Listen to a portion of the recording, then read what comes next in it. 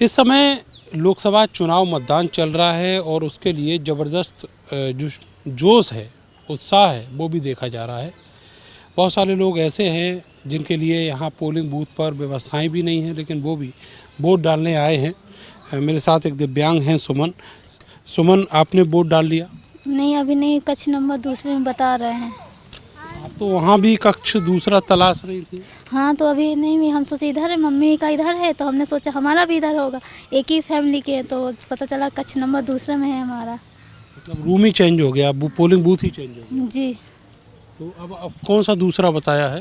कह रहे थे बगल में है, यहाँ दो ठो लगे हैं। तुम्हारा नहीं है इसमें? आपका इसमें है? हाँ आप माँ हैं इनकी? हाँ माँ। और इनका आपका नहीं मालूम? का नहीं, अब आगे पता करेंगे कि कहाँ है। इतनी तेज़ धूप में और आप बिना किसी साधन के यहाँ तक पहुँची हैं पोलिंग बूथ तक, क्या पैशन रहता है, क्या मन रहता है वोट डालने के पीछे? अरे हम करे भैया, मजबूरी है, नहीं आदमी को करे तो। हमारा पैसा यही है कि वोट डालें, हमारा अधिकार है, जन अधिकार है वोट डालने का, और एक अच्छी भारतीय नागरिक होने का फर्ज निभाएं।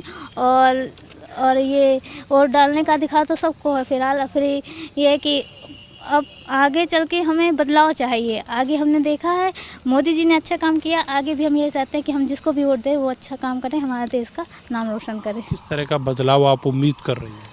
बदलाव ऐसे ही कि सब लोगों को अच्छा शिक्षा मिले, अच्छी रोज़गार मिले, खास करके रोज़गार, क्योंकि बहुत से लड़के, हम भी बीए में करे पढ़े हैं, अभी भी कहीं वैकेंसी आती हैं, कहीं रद्द हो जाती हैं, कहीं कुछ होता है, और कुछ आगे होते नहीं, बस फार्म भरे गए, पैसे बर्बाद किए, पता चला पेपर दिए, वैकेंसी रद्द।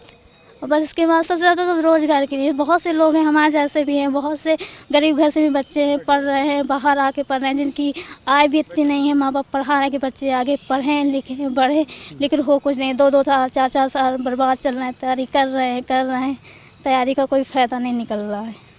ये जो 10 साल आपके यहाँ पे बीजेपी के सांसद रहे हैं, इन्होंने कुछ अच्छे काम किए हैं?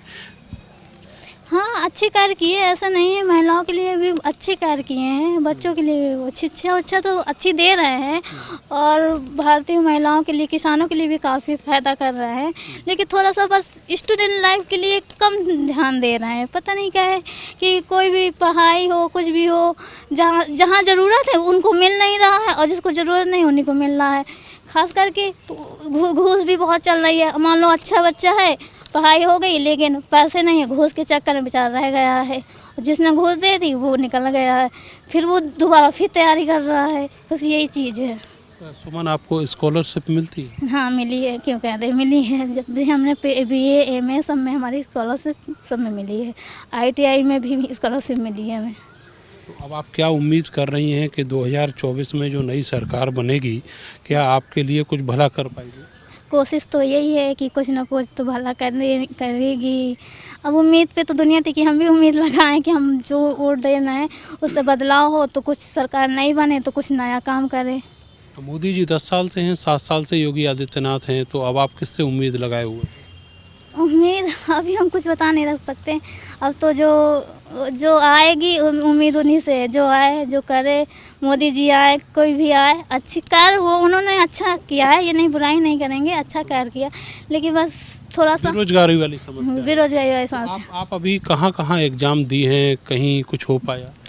अभी हमने 1 ही 2 जगह एग्ज़ाम दिए हैं, ज़्यादा नहीं दिए हैं, क्योंकि अभी तो हमारी पढ़ाई फिनिश हुई है, और पिछले साल हमने ITI किया, अब नई 2 जगह की हैं, ऐसा तो कुछ अभी नहीं निकला है, और 1-2 जगह किया। तो अभी जैसे हमने आंगनवाड़ी का फॉर्म भरा था, मतलब ये था कि ज़्यादा बड़ी फोर्स नहीं डालो, अभी धीरे धीरे डालो, क्योंकि तुम ज़्यादा जगह जा नहीं पाओगी, ये नहीं कर पाओगी, कहीं काम मांगो नहीं जाती है, तो बेटा विकलांग हो, तुम कहाँ काम करोगी, मेहनत नहीं कर पाओगी। भले हम सब कर लेंगे, हमें पता है हम कर लेंगे, हमें माँ बाप को पता, लेकिन सामने वाला व्यक्ति नहीं देगा, वाला यकीन नहीं, ये नहीं करेगा, वो कहेगा बेटा पैसा हम मेहनत का देते हैं, आप लोग कर ना पाओगी, हम पैसा नहीं देंगे।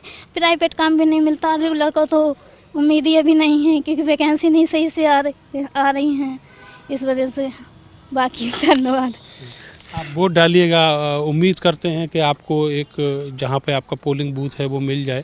आप कई पोलिंग बूथ आपने ढूंढे हैं, और आपके लिए शुभकामनाएं भी कि जिस सरकार की आप उम्मीद कर रही हैं वैसी सरकार बने देश में, और आपके लिए एक अच्छी नौकरी की व्यवस्था ज़रूर होनी चाहिए। आप इतने मन से, इतनी धूप में और इतनी मेहनत से यहाँ पर वोट डालने आई हैं, तो आपको बहुत बहुत शुभकामनाएं सुमन। जी धन्यवाद। चलिए, तो ये सुमन है, और देखो अब वो दूसरा जो पोलिंग बूथ है उसकी तलाश में जा रही हैं अपने परिवार के साथ। उनकी माताजी भी हैं, उनकी बहन भी हैं, और इस तरीके से जो वोटिंग की जो प्रक्रिया है वो आप देख पाएंगे। इसी तरीके से वोटिंग की प्रक्रिया चल रही है।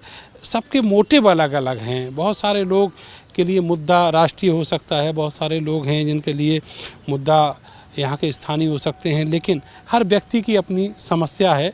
लेकिन आप सोचिए कि अपना एक वोट डालने के लिए वो यहाँ तक पहुँची हैं और उम्मीद कर रही हैं कि उनका एक वोट ऐसी चोट करेगा जो व्यवस्था में परिवर्तन हो जाएगा। उनके लिए कम से कम एक अदद नौकरी का इंतजाम होगा। कैमरा सहयोगी सानू के साथ मैं नरेंद्र, भारत समाचार, बांदा।